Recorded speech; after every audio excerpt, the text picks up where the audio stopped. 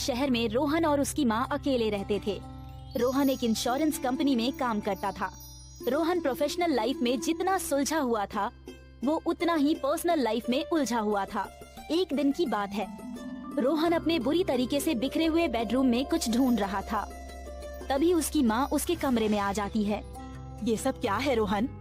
अब क्या नहीं मिल रहा है तुम्हारा? अरे कुछ नहीं मम्मी, कुछ जरूरी डॉक्यूमेंट्स थे, मैंने यहीं रखे थे, अब मिल नहीं रहे हैं। तुम्हारे तो सभी डॉक्यूमेंट्स जरूरी होते हैं। इतने ही जरूरी थे तो संभाल कर क्यों नहीं रखा? अरे यार मम्मी प्लीज अभी परेशान मत करो, मुझे सच में बहुत टेंशन हो रही है। आज अगर वो जब देखो रोज रोज यही करते रहते हो और परेशान मैं होती हूँ। माँ की बड़बड़ से रोहन इरिटेट होता है, मगर कुछ नहीं कहता और अपने डॉक्यूमेंट्स ढूंढता रहता है कि तभी उसे उसकी दोस्त मिनी का फोन आता है। हेलो रोहन, तुम्हारा बैग मेरे घर पर रह गया है। शायद कल तुम इसे मेरे घर से ले जाना भूल गए थे।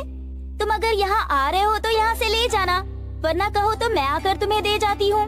Thank you so much mini, मैं सच में बहुत परेशान हो रहा था, बिल्कुल ही भूल गया था कि वो तुम्हारे घर छूट गए हैं। नहीं नहीं तुम मत आना, मैं ही ऑफिस जाते समय तुम्हारे घर से ले लूंगा।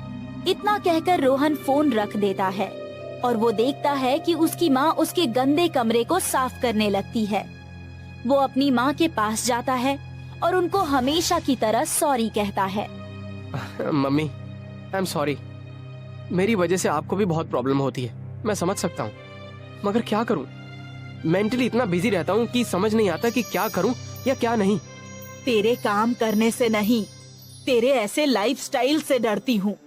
अभी तो जिंदगी शुरू हुई है और तू। अरे यार मम्मी, आपका बेटा एक दिन गाना कि आपको कभी भी कुछ नहीं करना पड़ेगा, ऐश करोगे ऐश, सिर्फ और सिर्फ ऐश। तेरा हो गया तो ब्रेकफास्ट कर और जल्दी से निकल, वरना ब्रेकफास्ट भी छोड़कर चलता बनेगा। रोहन फटाफट से सैंडविच खाता है और घर से बाहर निकल जाता है। तभी माँ उससे कहती है, अरे दूध तो पी लेता, आज भी ऐसे ही जा रहा है। अरे माँ कल पी लूंगा। रोहन अपनी कार मिनी के घर के बाहर रोकता है, जियो लगाता है और फिर मिनी के घर के अंदर जाता है। इन दोनों को देखकर ऐसा लगता है कि जैसे ये दोनों रिलेशनशिप में हैं, मगर एक दूसरे से ये बात कहने से डरते हैं। रोहन के अंदर जाते ही मिनी उससे कहती है, रोहन तुम तो कल कह रहे थे ना कि आज तुम्हारे लिए बहुत बड़ा दिन है और ये डॉक्यूमेंट्स तुम्हारे लिए बहुत ज्यादा जरूरी है। हाँ मिनी, ये मेरे लिए बहुत जरूरी है। रियली? अगर इतने ही जरूरी हैं, तो फिर इन्हें यहाँ कैसे भूल गए? यार कल मैं बहुत जल्दी में था, वो तो तुमने अगर टेलर से तुम्हारी ड्रेस नहीं लाने को कहा होता तो मैं यहाँ आता ही नहीं।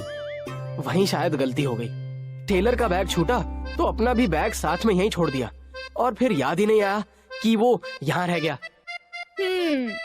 होता है ऐसा रोहन, कोई बात नहीं। लेकिन सुनो, मैं तुम्हें ये बैग एक शर्त पे मतलब? अरे शर्त का मतलब नहीं समझते क्या तुम? अरे मतलब तो समझता हूँ मिनी, मगर तुम कोई शर्त क्यों रखोगी, ये नहीं समझा। अरे पागल, तुम तो इतने सीरियस हो गए। कल भी तुम आए और यूं ही चले गए, ना बैठे ना कोई बातचीत की। हाँ वो एक्चुअली मुझे पहले ही लेट हो रहा था और मम्मी दिन भर अकेले रहती है ना, तो वो मेरा वेट करती हैं, इसलिए नहीं रुका था। तो मैंने कब कहा कि कुछ कहा तुमने? मैं तो ये कह रही हूँ कि कल तुम ऐसे ही चले गए थे, लेकिन आज तुम्हें मेरे साथ एक कप कॉफी पीकर जाना ही पड़ेगा। रोहन कुछ सोचते हुए अपने सर को हिलाता है और फिर सोफे पर बैठ जाता है। मिनी कॉफी बनाने के लिए किचन में चली जाती है और रोहन अपने फोन पर बॉस को मैसेज करता है कि आज उसे थोड़ा लेट हो जाएगा। तभी मिनी कॉफी लेकर आती है। अरे बड़ी जल्दी कॉफी बना ली तुमने। तुमको मैं इतनी बड़ी बेवकूफ दिखती हूँ क्या?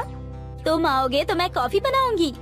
मुझे तुम्हारे ऑफिस के टाइम का पता है, ये भी जानती थी कि तुम इसी टाइम पर आओगे, तो मैंने पहले से ही कॉफी बना कर रखी थी। और इस तरह दोनों हंसते हुए एक साथ में बैठकर कॉफी पीते हैं। रोहन बार बार वॉल पर लगी हुई घड़ी को देखता है। दोनों कॉफी पीते हैं और एक दूसरे को हग करते हैं और फिर रोहन अपना बैग लेकर ऑफिस के लिए निकल जाता है। रोहन जैसे ही ऑफिस में एंटर करता है, सभी लोग उसके लिए क्लैप करते हैं। ये रोहन के लिए सरप्राइज था। Well done Rohan, you have done it man. I knew it, buddy. ये सिर्फ तुम ही कर सकते हो। अरे बेटा, तुमने तो कर दिखाया। हमसे तो ऐसा कुछ ना हो पाया और ना हो। रोहन की बॉस की एंट्री होती है। सभी चुप हो जाते हैं और बॉस की तरफ देखते हैं। Very well done, my boy. I am. In fact, the entire office is so proud of you. ये डील इतनी आसान नहीं थी जितनी आसानी से तुमने इसे कर दिखाया। I would really like to know how you did it. Sure, sir. I'll share my experience with you all.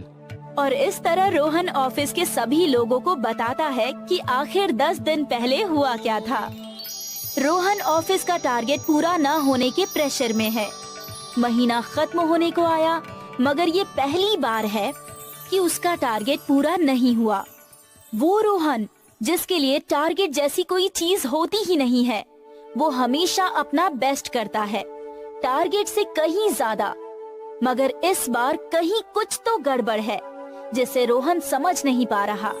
तभी वो आखिरी मगर नामुमकिन सी लगने वाली लीड पर जाता है, जिसके लिए उसे मेंटली रेडी होना बहुत जरूरी था। और रोहन को देखकर लग रहा था कि वो आज किसी डील के लिए बिल्कुल रेडी है। इसी सोच के साथ वो मिसेस मलिक के घर जाता है। अरे आओ रोहन, मैं तुम्हारा ही वेट कर रही थी। Thank you so much, ma'am. और इस तरह रोहन मिसेस मलिक को अपने चेहरे की स्माइल, कॉन्फिडेंस और इंश्योरेंस के बेहतर नॉलेज के साथ एक अच्छी डील के लिए कन्विंस कर लेता है। तभी उसकी नजर मिस्टर मलिक की फोटो पर पड़ती है और वो मिसेस मलिक से कहता है, मैम, सर। वक्त का कोई भरोसा नहीं है रोहन। तुम जब पहले आए थे तो मुझे मेरे फ्यूचर के इसी डर के बारे में बताया था। तो सच कहूँ, मुझे लगा था कि तुम सपने बेचने आए हो। जिस फ्यूचर को, सपने को मैं देख या छू नहीं सकती, उसे खरीद कैसे लूं? कोई चीज होती तो ले भी लेती, मगर आज जब मिस्टर मलिक यूं अचानक हमेशा के लिए छोड़कर चले गए हैं, तो मैंने सोचा मैं कुछ सपने तुमसे खरीद लेती हूँ। पता नहीं उसे कब इनकी जरूरत पड़ जाए। लाओ, मुझे अपनी कंपनी के बेस्ट प्लान्स के बारे में बताओ। बस इसी तरह मेरी ये डील क्लोज हो गई। मैं आप सभी से एक बात कहना चाहता हूँ कि मैं शायद अच्छा बेटा नहीं हूँ, साफ सुथरा नहीं रहता, अपनी गर्लफ्रेंड को प्रपोज भी नहीं कर सकता, मगर उम्र के जिस मोड़ पर हूँ अपना बेस्ट दे सकता हूँ। मिसेस मलिक की डील क्लोज करने के बाद मुझे अब कुछ भी नामुमकिन नहीं लगता। सभी लोग रोहन की इस बात पर तालियां बजाते हैं।